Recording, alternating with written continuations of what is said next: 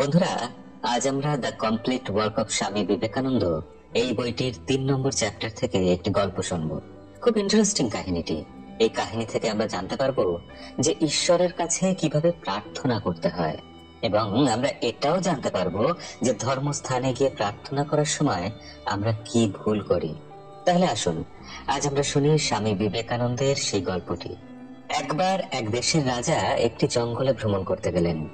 সেখানে তার সাথে দেখা হলো এক ঋষিমুনির সাথে কথা বলার পর রাজামশাই তার কথাতে খুবই প্রভাবিত হয়ে পড়লেন। কথাবার্তা যত এগোতে লাগলো, রাজামশাই ক্রমশ আরো বুঝতে লাগলেন সেই ঋষি একজন মনের ভেতর থেকে পরিষ্কার মানুষ, এবং তার কাছে সমস্ত বিষয়ে অগাধ জ্ঞান রয়েছে। রাজামশাই তখন ঋষিকে বললেন যে তিনি তাকে তার প্রাসাদে নিয়ে যেতে চান এবং তাকে সেখানে একটি উপহার দিতে চান। ঋষি হাসতে হাসতে বললেন যে জঙ্গলে তার জন্য সবই আছে, গাছের ফল তার ভোজন এবং তা পর্যাপ্ত মাত্রায় আছে, আর জল যা পাহাড়ের ঝর্ণা দিয়ে বয়ে যাচ্ছে সেগুলো তার পান করার জন্য যথেষ্ট। গাছের পাতা আছে তার শরীর ঢাকার জন্য, আর এই গোটা জঙ্গল তার নিজের ঘর, আর তাই রাজা বা অন্য কারোর থেকে তার কোনো সাহায্যের প্রয়োজন নেই। কিন্তু এটা শোনার পর রাজামশাই বললেন, হে ঋষিমুনি, আপনি উপহার নিয়ে আমাকে কৃপা করবেন।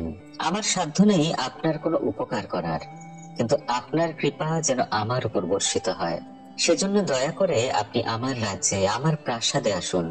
এরপর রাজামশাইয়ের অনেক অনুনয় বিনয়ের পর ঋষি রাজার সাথে তার রাজ্যে যেতে রাজি হলেন। তারপর রাজামশাই ঋষিকে তার প্রাসাদে নিয়ে গিয়ে একটি উপহার দিতে চাইলেন। উপহারটি নিয়ে এসে তিনি ঋষির সামনে নতজানু হয়ে বসলেন।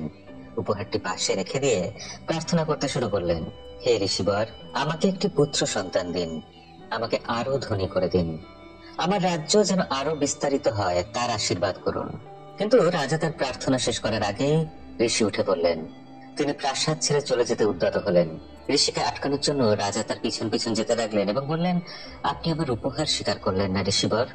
ঋষি তখন গম্ভীর ভাবে জবাব দিলেন, আমি কোনো ভিখারির থেকে ভিক্ষা নিই না। তুমি কোনো রাজা নও, বরং তুমি একটি ভিখারি। সুতরাং তুমি আমাকে কি দেবে, এবং তোমার মতো মূর্খ ভিখারির থেকে আমি কোনো উপহার কিভাবে নিতে পারি?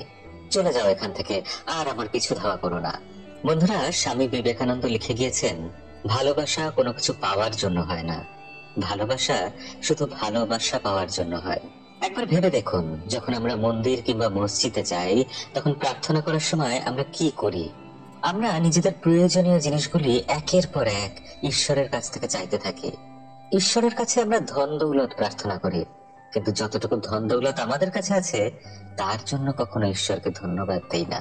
আমরা কখনো মন্দির বা মসজিদে এই উদ্দেশ্য নিয়ে যাই না যে তিনি আমাদের ইতিমধ্যে যে ভালো জিনিসগুলো দিয়েছেন সেগুলোর জন্য তার কাছে কৃতজ্ঞতা স্বীকার করব, তাকে ধন্যবাদ জানাবো। আমরা মন্দিরে যাই কেবলমাত্র নিজের স্বার্থে, যা কিছু পেয়েছি তার থেকে বেশি, আরো বেশি কিছু পাওয়ার উদ্দেশ্যে। বন্ধুরা, ঈশ্বর কি আমাদের এই উদ্দেশ্য বুঝতে পারেন না? এখানে আমরা বোকা বানাই কাকে? ঈশ্বরকে না নিজেদেরকে? স্বামী বিবেকানন্দ বলে গিয়েছেন, কোনো কিছু পাওয়ার লোভে ঈশ্বর সাধনা করা ভুল। ঈশ্বরের কাছে আমরা যে জিনিসটি পাওয়ার জন্য প্রার্থনা করতে পারি তা হলো সৎ বুদ্ধি। যদি আমাদের বুদ্ধি সঠিক হয় তাহলে আমরা যে কোনো কিছু তৈরি করতে পারি। আর এটাই হলো এই কাহিনীর মূল শিক্ষা।